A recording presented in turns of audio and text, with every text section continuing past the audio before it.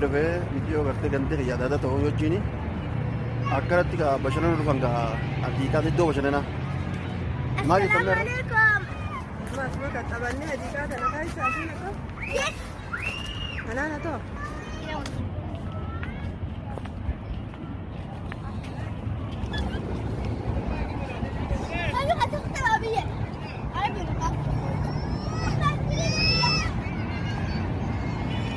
Jangan berat lah.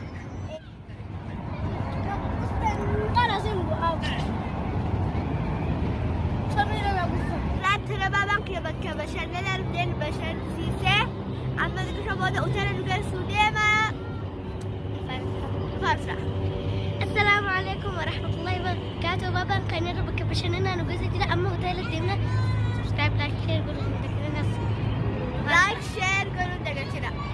Baba kan sini itu nih. Itu kata.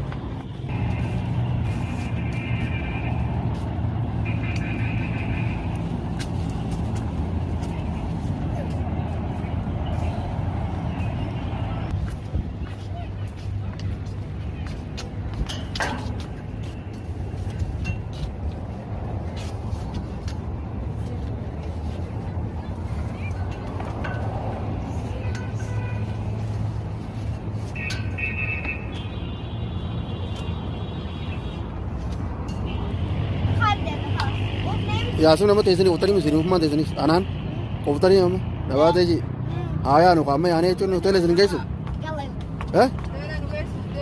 gammatani dalam mah tabatani mi uftan ka amma ini gammatani mah tahu sini guys hotel mal fedan amma tuh oh ara gammachu ni atar ara masya Allah